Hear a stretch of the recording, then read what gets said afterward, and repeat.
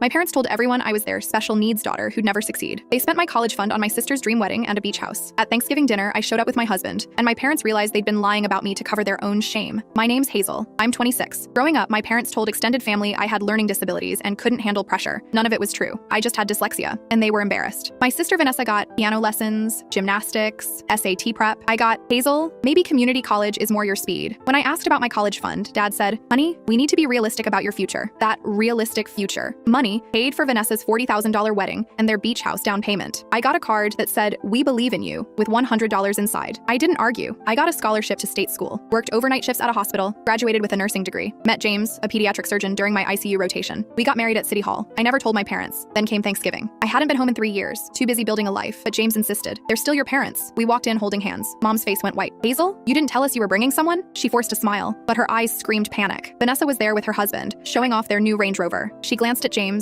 then at me. So, Hazel, what does your friend do? Husband, I corrected. James is a pediatric surgeon. The room froze, forks midair. Vanessa laughed nervously. Wait, you're married? When did this happen? 2 years ago. Mom's voice cracked. 2 years? Why didn't you tell us? I shrugged. You were busy. The beach house, Vanessa's wedding. I figured you had enough going on. Dad cleared his throat. Well, that's wonderful, sweetheart. We're happy for you. Then Aunt Carol spoke up from the corner. Wait, Hazel, aren't you the one with all those problems? Your mom said you were in some group home? Silence. I turned to my mother slowly. Group home? Mom's face turned crimson. Carol, that's not— No, let her finish, I said calmly. Carol looked confused. Your mom told us you couldn't handle a normal job, that you needed help. Vanessa's husband whispered something to her. She shook her head, mortified. James squeezed my hand. I took a breath. Mom, I said evenly, what exactly have you been telling people? She stammered. Hazel, we just didn't want them to worry. You told them I was disabled, I said flatly, so they wouldn't ask why you spent my college fund on Vanessa. Dad stood up. That's not fair. We supported you. You gave me $100 and told me to be realistic. My voice stayed level, but every word cut. You told Aunt Carol I was in a group home so she wouldn't ask why I wasn't at family events. You erased me, so you didn't have to explain yourselves. Vanessa looked sick. Hazel, I didn't know. Of course you didn't, I said. Why would they tell you? You were the success story. I was the embarrassment. Mom's hands shook. We were trying to protect you from judgment. No, I interrupted. You were protecting yourselves from judgment. There's a difference. James finally spoke, his voice surgeon calm. Hazel's the head ICU nurse at St. Matthew's. She trains incoming residents. She's published research on pediatric trauma care, and she did it while you told people she couldn't function. The room went dead silent. Aunt Carol stared at my mother. Linda, you said she was in a group home. Mom's mouth opened. Nothing came out. I stood up. We're leaving. Thanks for dinner. As we walked to the door, Vanessa called out. Hazel, wait. I turned. What? She looked at Mom, then back at me. I'm sorry. I really didn't know. I nodded. I know you didn't, but they did. Dad followed us to the porch. Hazel, please. We made mistakes, but we love you. No, I said quietly. You loved the version of me that made you feel like good parents. The real me was too much work. He reached for my arm. I stepped back. You don't get to rewrite this now, I said. You spent years lying about me because it was easier than admitting you chose wrong. That's on you. James opened the car door. I got in. Through the window, I watched Dad standing on the porch, hands in his pockets, finally speechless. I didn't wave. Some families are born, others you build yourself.